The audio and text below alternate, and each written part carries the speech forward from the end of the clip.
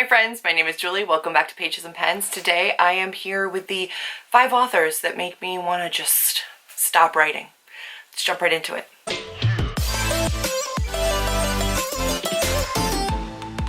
First of all, this is a good thing. The 5 authors that make me want to stop writing are phenomenal.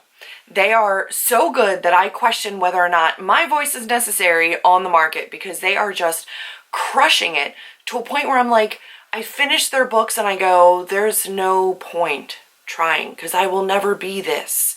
I will never be this good. I am not that talented. I know that comparing my work to the work of somebody who is traditionally published, who has professional editors and backing and idea, brainstorming, it's not fair to compare my work to somebody who is like super polished and accomplished and already in their career. And I get that. I understand that. I want to make very, very clear that this isn't actually me saying like, I'm not going to write anymore. This is very tongue-in-cheek. I'm just saying that these are authors that I absolutely admire. I think their writing is stunning, and I think they're doing something really, really special and really amazing, and I just want to shine a light on them. And by no means do they actually, deflate my ability or my drive to want to be a writer. It's just that I know I'll never be that. And whether it is something that happens in editing or something that's very natural for them, the way that they write is so seamless and like fluid and amazing that I would have to work impossibly hard to get to that I just go, I can't even try. I admire the heck out of them, but I can't even try to write like them because it's never going to happen. The first one is actually very, very kindly somebody that a couple people said that I write similarly to, which is mind-blowing to me, and that's Talia Hibbert. Specifically in her Brown Sister series, I cannot get over Talia Hibbert's writing. It is so phenomenal. Her characters are so relatable, so down-to-earth, so grounded. They are absolutely impossible to not fall in love with. I adore each one of the sisters. I adore the love interests. They have the most real, raw conversations, problems, disagreements, makeups. The sex scenes are pure fire.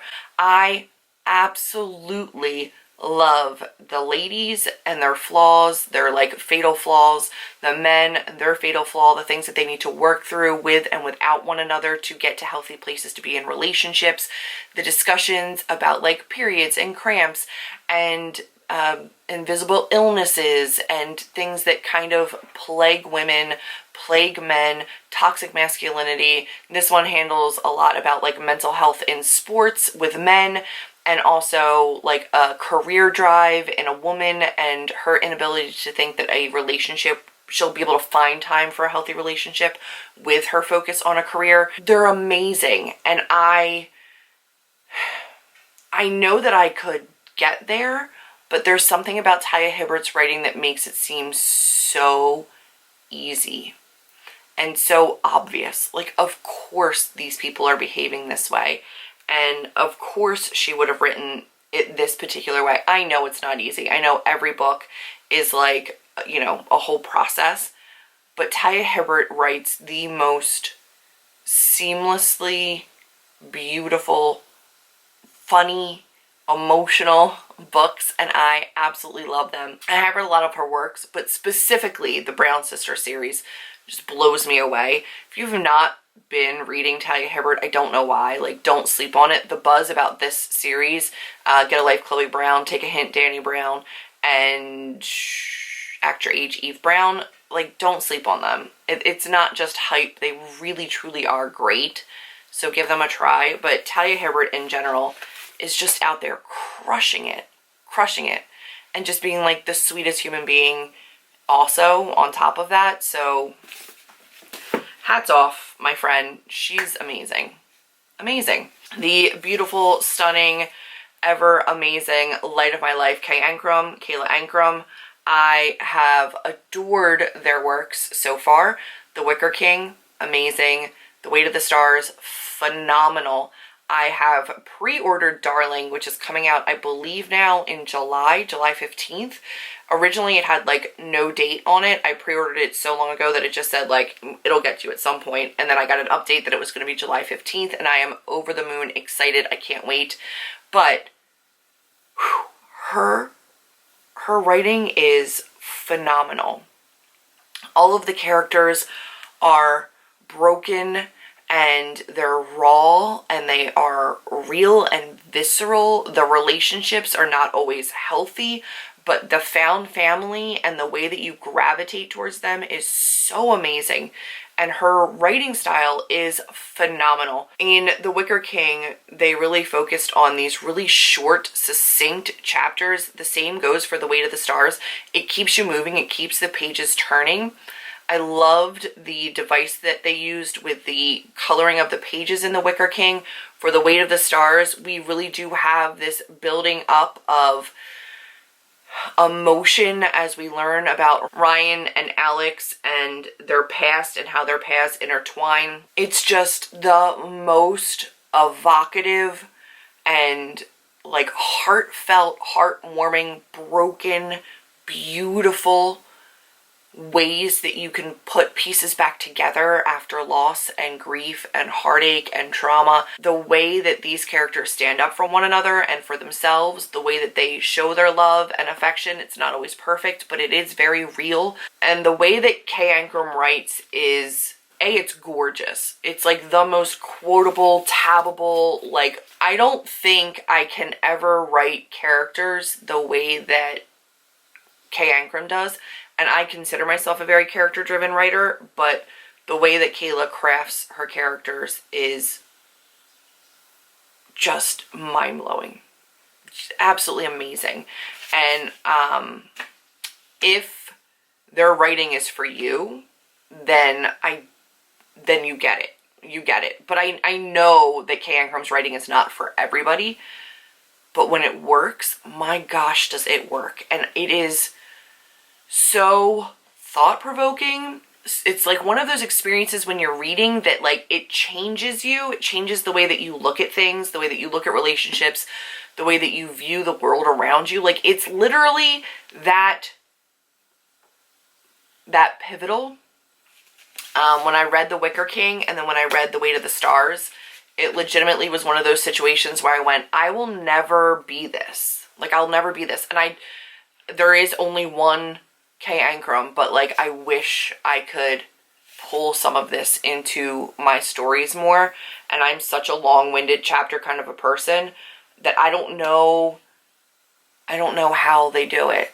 But there's so much emotion and so much story to be told in each one of these short chapters. And they are short, but they're stunning. They're absolutely stunning. And also just an amazing human being. Who, like, if you're not following on Twitter, you should be. Because, like, always, like, thought-provoking, really interesting, like, conversations taking place on their stream. And it's just, I can't get enough. I really can't. Then we're going to get into one that I think is probably, like, a newer one for me. And that's Emily Henry. Specifically in Beach Read and People We Meet on Vacation. Because they're different from one another, but feel similar. I didn't love their earlier YA works as much, but their adult, like more romance, women's fiction-y stuff is so good. It's so good.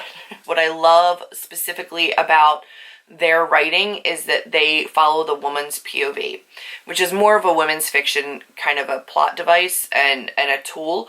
They don't follow both the male and the female POV, which is more typical in straight romances. This one follows just the woman's point of view, which is more seen in women's fiction. But we get a romance, we get backstory, we get the fatal flaws, we get what's wrong, what they believe they are or are not capable of, and then we see them overcoming that. There's witty banter, there's this natural flow and rhythm to the writing that is so seamless and so addictive. I loved Beach Read because it was about writers. And I could definitely like relate to that and see myself in that and like put myself right into those shoes. In this one, it is very much about two lifelong friends who have, you know, kind of come close to maybe something happening for the longest time and have that affection and have that love and the will they, won't they. And I think even though we know where it's going, it's still such a fun ride. And the way that she's able to write these characters, write their past and their families and their friendships, and, you know, show their growth is really amazing. And what I love most is that at the end of these books, I go, no, it had to be a dual POV. Like, I definitely got his point of view. And you don't, but you feel like you did. And that's a really wonderful writing ability, to make you think that you got two POVs when you only got one. To make you feel like you understand one character just as well as the other when you only saw through the eyes of the one is pretty impressive. And so for me, I love that, and I hope that I've done that in my women's fiction. I've now had two that I've finished, one that I'm querying, one that I'm kind of like waiting on to see if I can use it as like an option book, or maybe I edit that and query that next. But they're both just from the woman's perspective, and I hope that I have given like a full, well-rounded arc to the other people in the stories as well, because it is really impressive when you can finish a book and go, my gosh, I can't believe that only had one POV. Christina Lauren does that too sometimes. Like, you don't realize sometimes which ones have only one POV and which one has two. Like, if you've read Rumi's, think about it. Did you get two POVs? Did you get his and hers? Because you didn't. You only got hers. But, like, you felt like you understood both of them. I don't know. It's just, it blows me away. It blows me away. That one is a little bit more like attainable feeling for me. I'll never be Kayla Ankrum, ever. It's never going to happen for me. It's just not. And I'll never be Talia Hibbert. They're beautiful. Then we're going to get into probably the lyrical prosy writing, which I think Laini Taylor is the epitome of that purple prose. Really beautiful writing style, gorgeous sentence structure. Just the fluidity of her words is amazing. I will never be that. And if I am, it's through considerable edits. It's not a first draft thing. It's not a second draft thing. It is in meticulous line edits if I ever become that person, because it's not how I think and it's not how I draft. It's definitely not the way that my mind thinks to put words down onto a page. And I have to imagine that Laini Taylor does that from the go and then hones, and that will never be the way my mind works. And I am so envious of it, because the ability to do that is so far beyond me, and I love her writing style. I think that if you pick up one of her books, you're like, oh, that's Laini Taylor. If you think of somebody who has like flowery, very lyrical, like magical writing, you're going to think of somebody like Laini Taylor. If you were asked to give an example of something like that, you're going to give an example like Laini Taylor. It will never, ever, ever be me. And I don't know that I want it to be. I think I'm okay with that. But in general, her writing just blows me away. And I can't wait. I don't know what she's working on right now. I hope she's working on something. But whatever it is, I'm going to be reading it. This duology is just amazing to me. I love that it was a duology. I love the way that she creates worlds and characters and mythos. Like, she's just amazing at what she does. And that's okay. Everybody is their own kind of writer. But I do wish, like, when I go through and I do my line edits, I'm like, oh man, why can't I make this pretty? And my brain just does not think this way. But it's a gift. It's a gift, and Laini has it, and I'm jealous. I'm definitely envious of it, because it's not one of those things that I can adapt and adopt.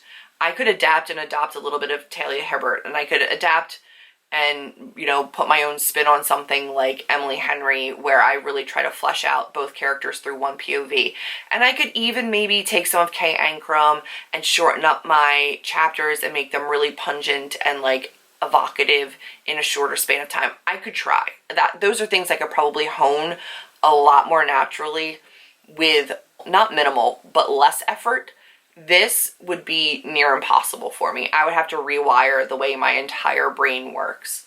And then I only picked up one of his books. I think we've got The Only Man on the list, right?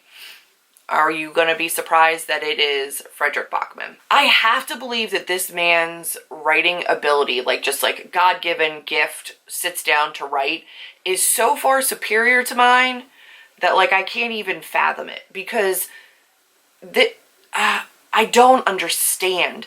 This is a tiny little book. When I tell you I cried so much that I had guttural from the chest, sobbing, I lost it. Yes, it was the subject matter, but he has a way of making the world a pinprick. He has a way of narrowing down your field of vision to the smallest little thing and then making this one moment the most visceral, lived-in, evocative moment you've ever experienced. He has a way of taking a town and turning that town into your town, and those people into your people, and those traumas into your traumas. He has a way of placing you in the story with the characters so that when things happen to them, you break. You break. It is the most character-driven I've ever seen an author utilize in terms of story. When you say, oh, it's a character-driven story, it's a character-driven story, like, truly, these are character-driven stories. And what happens to them matters, but it only matters because you care so much about the characters.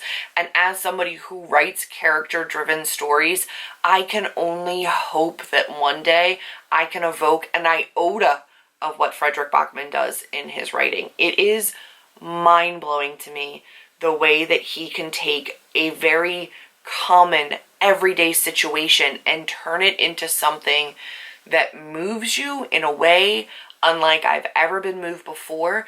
And that is said of any of his books, any of his characters. It is seriously stunning. And it angers me. Like, it angers me. I have gotten so mad reading his books as a writer because I could never. But as a reader, it's exactly what you want. You want that. You want to be drawn in. You want to become a part of the story. You want to feel. The point of his books is to make you feel and to think and to consider the way that the world works outside of the scope of your own living. And he does it so well that as a writer, I get so angry. But as a reader, I am so appreciative and so grateful that he is taking the world along on this journey to see inside of these little snippets. It's like each one of his books is a snow globe, and inside of each one, like, you shake it up and like you can see a whole freaking like, it's just, I don't know how to say it. I can't even put his words into my own words. It's ridiculous. It's ridiculous. It truly is a talent and a skill that I hope I can refine in my own writing, but I will never reach this. I don't care how many years I write or how many editors I have or how hard I try. This is not a skill set that I have, and it's amazing. It's amazing. And it makes me, because it's not like a Laini Taylor situation where I'm like, I don't write like that anyway. I don't need that lyrical, like, that's not my thing. This is kind of my thing. Like, this is what I'm hoping to do with my contemporary novels. And I know I don't. I'm definitely more of like a Talia Hibbert, Emily Henry version of contemporary writing. Within that, I hope there's moments that feel Bachmann-esque, because while I have like lighthearted moments and I have romance, I want you to also feel things. But I don't know that I don't think I could ever be this. I could see myself in an Emily Henry, and I could see myself using somebody like Talia Hibbert or Emily Henry or, you know, some of those writers that I really, really admire. I could see myself using some of those as comparable titles when I'm querying my own books, because I do think that my writing evokes kind of the same thing. But like this, I could never. I would never, ever compare myself to Frederick Bachmann. It's just really, he's in a league of his own. It's just stunning. It's stunning writing. This little tiny thing should not break you the way that it does, but he has a way of doing it that's just phenomenal. It really is. So those are the 5 writers that just make me go, why am I bothering? But like in the best way possible. Let me know what yours are down below. I hope you guys have enjoyed this video. If you did, give me a big thumbs up. Click subscribe. I'll see all of you in the next one. Just know I'm not giving up. I am still writing. It's just that, my God, these writers are amazing. All right. Thank you for watching, and I will see all of you in my next video. Bye, friends.